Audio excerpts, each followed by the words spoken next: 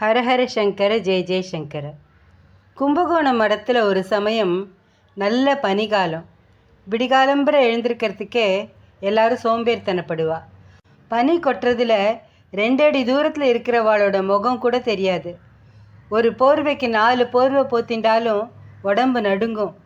ஆனால் அத்தனை குளிர்லையும் மகா பெரியவா கார்த்தால 4 மணிக்கெல்லாம் எழுந்து கொஞ்சமும் சலிச்சிக்காமல் நீராடிட்டு நித்திய கர்மானுஷ்டானங்களை எல்லாம் அனுஷ்டிக்க ஆரம்பிச்சிடுவார்.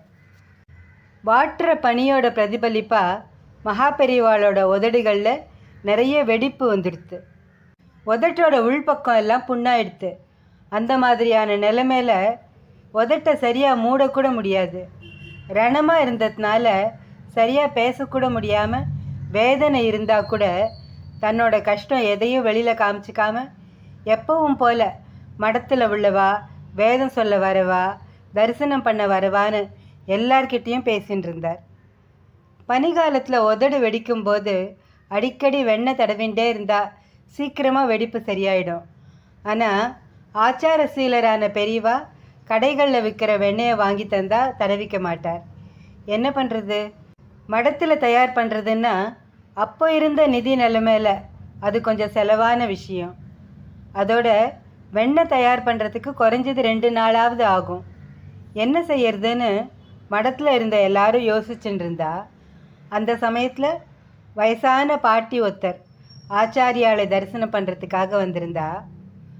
முந்தின நாள் பெரியவாளை தரிசனம் பண்ண வந்தப்போ அவரோட உதடு வெடிச்சிருந்ததை பார்த்ததாகவும், அதனால் மடியாக பசும்பால் வாங்கி காய்ச்சி உரை குத்தி தயிராக்கி கடைஞ்சு ஆச்சாரத்துக்கு எந்த குறைபாடும் வராமல் வெண்ணெய் எடுத்துட்டு வந்திருக்கிறதாவும் மடத்து சிப்பந்திகள் கிட்ட சொன்ன அந்த பாட்டி தான் கொண்டு வந்த வெண்ணெயை ஆச்சாரியா முன்னால் வச்சுட்டு நமஸ்காரம் பண்ணினா. பெரியவா, உங்கள் உதடு பனியில் ரொம்ப பாளமாக வெடிச்சிருக்கு. நான் ரொம்ப மடியாக வெண்ணெய் கடைஞ்சி எடுத்துகிட்டு வந்திருக்கேன். நீங்கள் மறுக்காமல் இதை ஏற்றுண்டு உதட்டில் தடவிக்கணும் அப்படின்னு பிரார்த்தனை பண்ணினா. அப்போது பெரியவாளை தரிசனம் பண்ணுறதுக்கு வந்திருந்த ஒரு தம்பதியோட குழந்தை தாயாரோட கையை உதறிட்டு ஓடி வந்து பெரியவா முன்னால் நின்று எனக்கும் வெண்ணெய் வேணுங்கிற மாதிரி தன்னோட பிஞ்சு கையை நீட்டித்து. சாக்ஷாத் பாலகோபாலனே வந்து ஆச்சாரியா கிட்ட வெண்ணெய் வேணும்னு கேட்குற மாதிரி தோணித்து. அதுக்குள்ளே அந்த குழந்தையோட பெற்றோர் அவசரமாக அதை தூக்கிக்க வந்துட்டா. அதோட வெண்ணெய் கேட்டது தப்புங்கிற மாதிரி உஸ்ஸுன்னு அதட்டவும் ஆரம்பித்தா. கை அசைவில் அவளை பேசாமல் இருக்க சொன்னார் மகா பெரியவா. ஆத்மார்த்தமான பக்தி உள்ளவாளுக்கு தன்னையே கொடுத்துடக்கூடிய அந்த தெய்வம் தனக்கு முன்னால் இருந்த அத்தனை வெண்ணையையும் அந்த குழந்தைகிட்ட தூக்கி கொடுத்துட்டார்.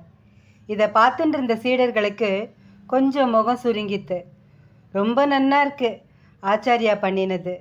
ஏதோ குழந்தை கேட்டால் ஒரு எலுமிச்சங்காய் சைஸில் உருட்டி கொடுத்தா போறாதா? அப்படியே டப்பாவோடையா தூக்கி கொடுக்கணும்? இப்போ உதட்டில் தடவிக்க ஏது வெண்ணெய் அப்படின்னு மனசுக்குள்ளே சிலர் நினச்சிண்டா. சிலர் மகா பெரியவா காதில் விழாதபடி முணுமுணுப்பாக பேசிண்டா. என்ன எல்லாரோட முகமும் தொங்கி போயிடுத்து?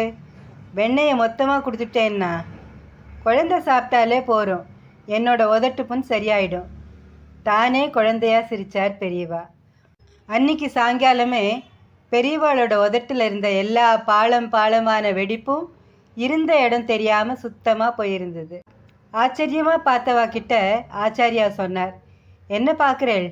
வெண்ணெயை வாங்கிட்டு போன பாலகிருஷ்ணன் அதை சாப்பிட்டுட்டான் போல இருக்கு. அதான் எனக்கு சரியாயிடுத்து. சரீரம் வேறையாக இருந்தாலும் உள்ளே இருக்கிற ஆத்மா ஒன்று தாங்கிறது அத்வைத்தம். அந்த கொள்கையை பரப்புறதுக்காகவே ஆதிசங்கர மகான் ஏற்படுத்தின மடத்தை அலங்கரிக்கிறதுக்காக வந்திருந்த ஆச்சாரியா இந்த லீலை மூலமாக நேரடியாக உணர்த்தினதை நினச்சி எல்லாரும் சிலிர்த்து போயிட்டா. ஹரஹர சங்கர ஜெய ஜெய சங்கர. காஞ்சி சங்கர காமகோட்டி சங்கர.